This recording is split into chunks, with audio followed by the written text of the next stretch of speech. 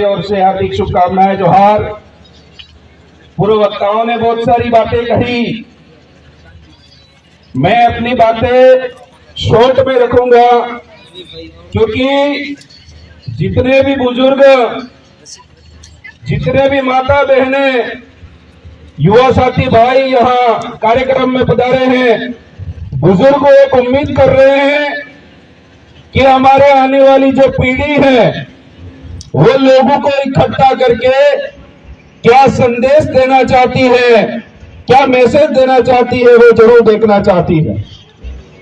पर मैं तमाम बुजुर्गों और जितने भी माता बहन हैं उनसे मैं कहना चाहता हूं कि हमारा जो ये पर्व आज विलुप्त होता नजर आ रहा है, क्योंकि इस बार जो सबसे ज्यादा कंफ्यूजन हुआ कि हमारे लोग होली कब जलानी है, किस तारीख को जलानी है, कौन सी सोगड़ियां सही है, कौन सा मुहूर्त सही है, वो मुहूर्त खुद से निकालने के बजाय बाजारों की ओर जाकर के पलायन करके कहीं और का मुहूर्त ला करके करने लग गए थे। ये दुविधा है मेरे भाइयों, क्योंकि जब जब हमारी परंपराओं को, हमारी रूढ़ी जो परंपरा चलती आ रही थी उसे किसी और को सौंपने के बजाय हमारे पास हमने कभी भी नहीं रखी। आज मैं आपसे कहना चाहता हूं, क्या यहां पर बैठा हुआ व्यक्ति, कोई एक व्यक्ति बता सकता है क्या होली कब से जलानी शुरू हुई थी, कब से स्टार्टअप हुआ था इस कार्यक्रम का? शायद कोई नहीं बता सकता। धन्यवाद देता हूं उन पुरखों को जिन्होंने ये पूरा जो 12 महीना होता है, आज जो महीना है हिंदी महीनों के अंदर सबसे पहला है, नव वर्ष अभी होता है, पर 12 महीनों के अनुसार जो सर्कल होता है उस सर्कल के अंदर हमारे पुरखों ने ये चीजें तय कर दी कि किस समय कौन सी फसल बोनी चाहिए और किस समय कौन सा धान अपन को बोना चाहिए और उसकी कटाई करनी चाहिए। ये पुरखाई जो परंपरा है वो लंबे समय से चलती आ रही है। यहाँ 5 लोगों ने बैठ करके किसी ने बनाई नहीं है ये। आज मैं आपको पूछना चाहता हूं कि हमारी जो होली, दिवाली जो पर्व मनाए जाते हैं वो किस आधार पर मनाए जा रहे हैं? हम लोग वो चीजें भूल गए।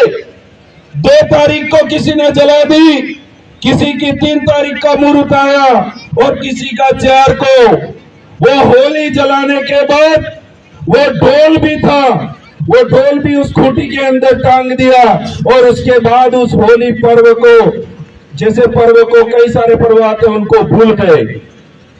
आज यही बुजुर्ग है, उनसे मैं कहना चाहता हूं, आप ही जब हमारी उम्र के थे तब होली जलाने के बाद से लेकर के उससे पहले जो सबसे पहले जब होली रोपी जाती थी उस समय से लेकर के पूरे गांव पालू के अंदर एक त्योहार आ गया है। उस तरीके से उमंग हुआ करती थी मेरे भाइयों। अभी तो पता नहीं कौन जाकर के लगा देता है और रात को 12-1 बजे कौन जला देता है पता ही तक नहीं चलता है, क्योंकि ये चीजें विलुप्त होती जा रही है। आज एकम से लेकर के दशा तक हमारा समाज अलग अलग प्रकार का जो भी पर्व है वो मनाता है।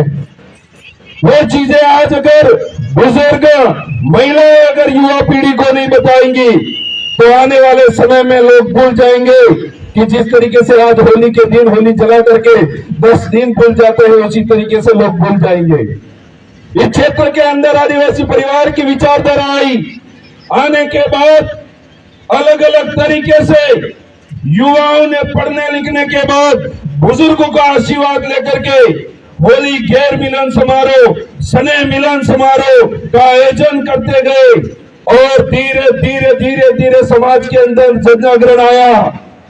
उधर के लोग इधर आने लगे, इधर के लोग अपनी वेशभूषा के साथ उधर जाने लगे। तब जाकर के पता चला कि हमारे समाज के अंदर इतनी बड़ी परंपरा है जो बरसों से चली आ रही है, वो आज भी जिंदा है।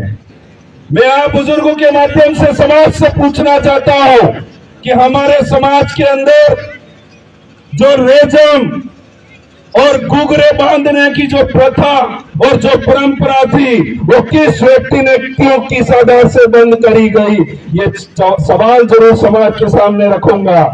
क्योंकि मेवाल क्षेत्र के अंदर जितने भी भाई हैं वो सिर्फ होली जलाते हैं, उस दिन नहीं पहन के जाते, उसके बाद से लेकर के बसा तक उनके पैरों में घुघरे रहते हैं और माताएं बहनें होती है उनके हाथ में लेजम रहती है। वो परंपरा, वो रूढ़ी, वो प्रथा हमारी बनी हुई है।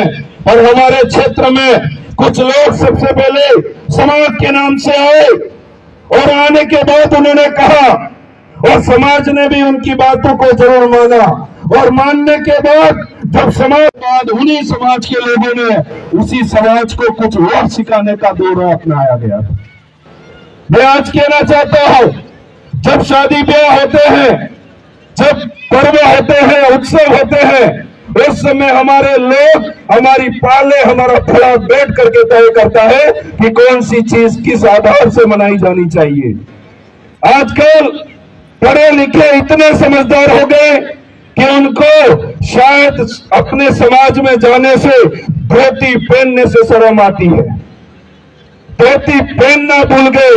मैं आज आपको एक सच्ची बात बताना चाहता हूं जो शायद मेरे पे भी लागू होती है।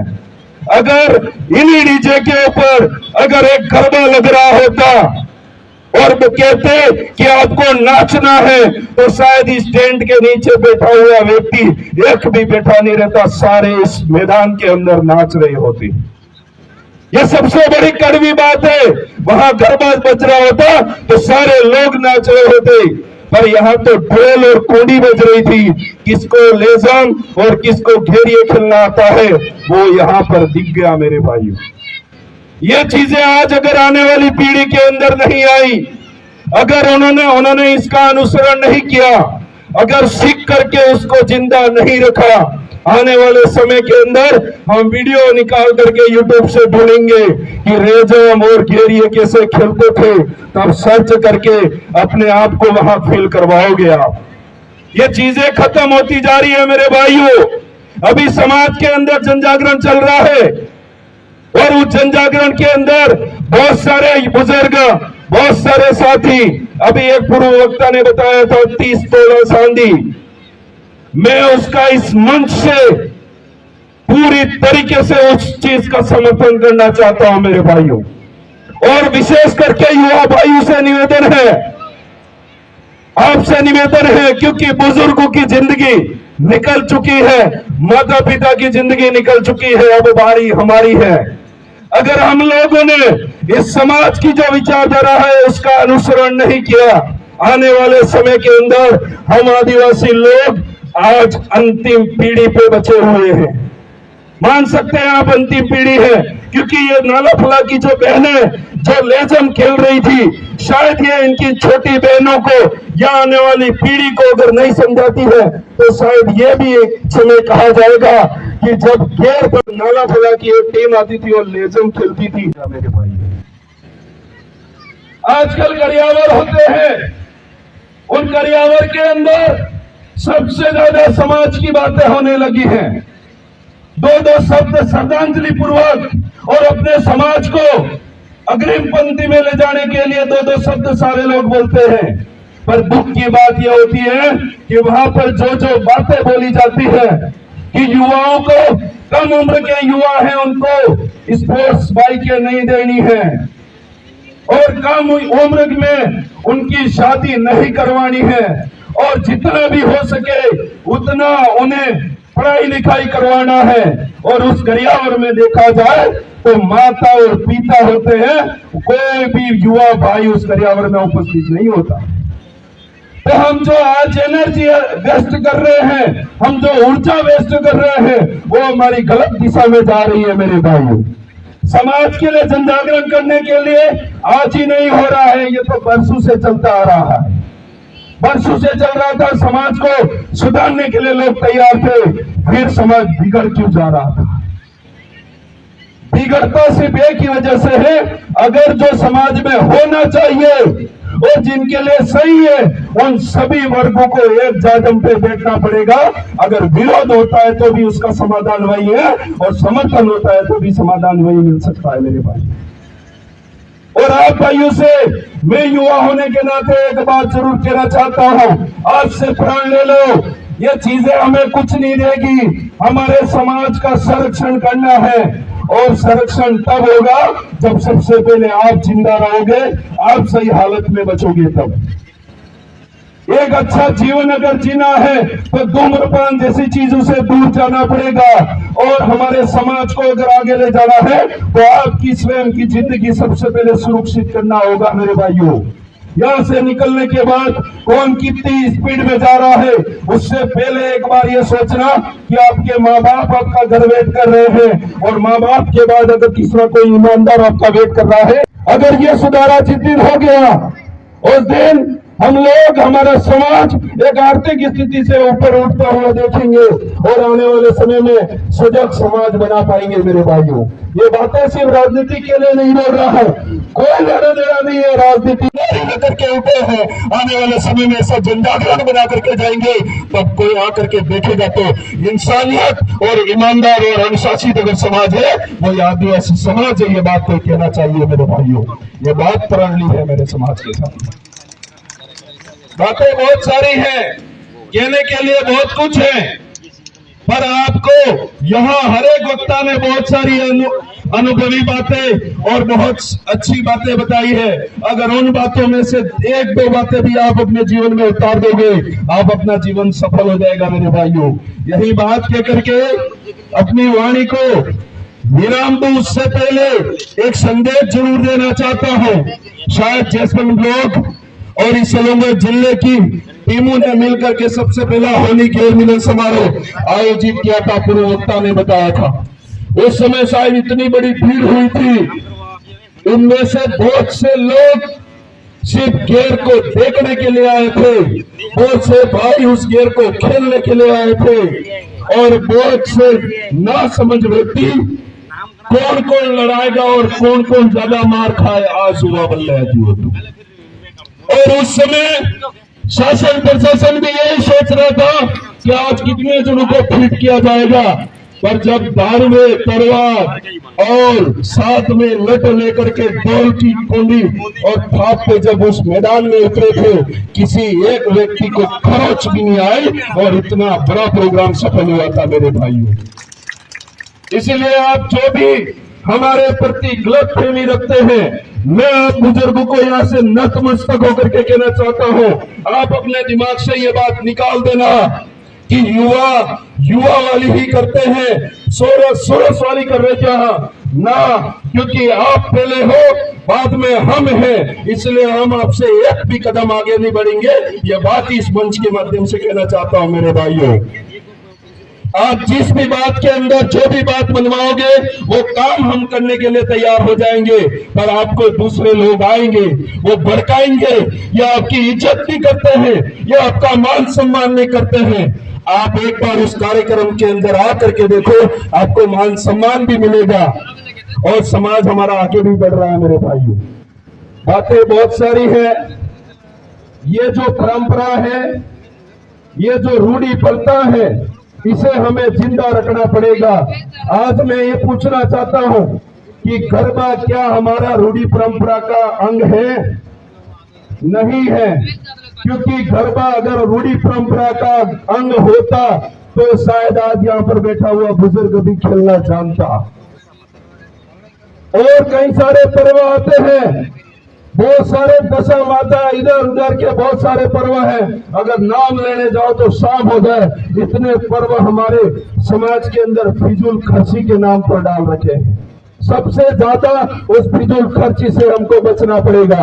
मैं आज आपको एक प्रैक्टिकल बात बताऊं, अगर आप इन होली के ऊपर ढूंढ में जाओगे और किसी बहन बेटी या बुआ भतीजी के वहां गए और ढूंढ में जाकर के आपको किसी को हिम्मत नहीं होगी तिलक निकाल करके उसको 2000 रुपए का लिफाफा पकड़ा दो, 1000 रुपए का लिफाफा पकड़ा दो। पर वही पैसे लेकर के आप इन बाजारों में जाकर के उस दुकान में घुसोगे तो शायद कपड़े लेते हुए 10,000 से नीचे वापस भी निकलोगे, इतना खर्चा कर बैठोगे। होता है नहीं होता है मेरे भाइयों? 2,000 देने से हम कतराते हैं, पर 10,000 रुपए हम फिजूल खर्ची के तौर पर वहां पर दे करके आ जाते हैं। उस कपड़े का कोई लेना देना नहीं है। अगर चाहते हो समाज के अंदर तो आप सिर्फ पैसे दो, ताकि क्या पता कल वो कर्जे में है तो वो बाहर निकल सकता है मेरे भाइयों। वो पैसा दूसरों को देने के बजाय जिसे जरूरत है उसी को देना चाहिए। फिजूल खर्ची के आधार पर आज करियावरों में भी बहुत सारी चीजें हो रखी है। मैं समाज से कहना चाहता हूँ, अगर नहीं खाते हो, नहीं पी सकते हो तो समाज के अंदर ये बोझ बंद होना चाहिए, और अगर खाते हो तो हमेशा चालू होना चाहिए, जिस तरीके से दूसरे समाज के अंदर होता है मेरे भाई। मैं कई सारे दूसरे समाज के भाइयों के बीच में जाता हूँ, पर्यावरण में विशेष करके भोजन बनता है और हर एक व्यक्ति ईमानदारी तरीके से खा करके आता है वहां पर। अगर हम लोग नहीं खा रहे हैं तो जिस दुखी परिवार को हम सांत्वना देने गए थे, वहां जाकर के उसको जब वहां से उसके घर से वापस आ जाओगे तो किसी की दाल बच गई, किसी का चावल बच गया, किसी का क्या खराबा हो गया।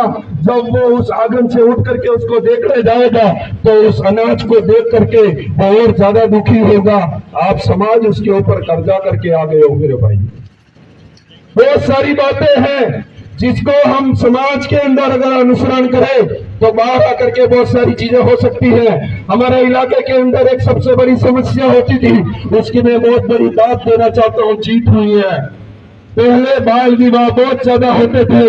जब हम जन जागरण कर रहे थे, मैं उन भाइयों से याद दिलाना चाहता हूँ, बहुत ज्यादा बाल विवाह होते थे।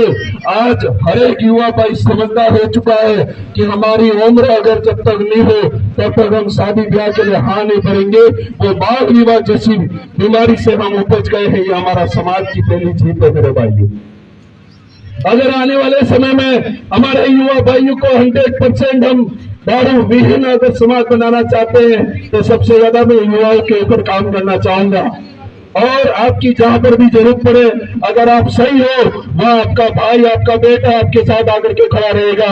आप अगर गलत हो तो कतई वहां साथ में खड़ा रहने वाला हो। ये बात इस मंच के माध्यम से खुला कहना चाहता हूं मेरे भाइयों। बातें बहुत सारी हैं। आप खेलने आए हो, आप समझने आए हो, आप अनुसरण करने आए हो। मैं यही कहना चाहता हूं कि बातें भी लेकर के जाना और यहाँ खेल रहे हैं वो चीजें भी लेकर के जाना। आप सभी को धन्यवाद, आभार। जय जोहर, जय संविधान, जय भारत। एक बात और कह करके जाना चाह रहा हूं, आने वाले समय में ऐसा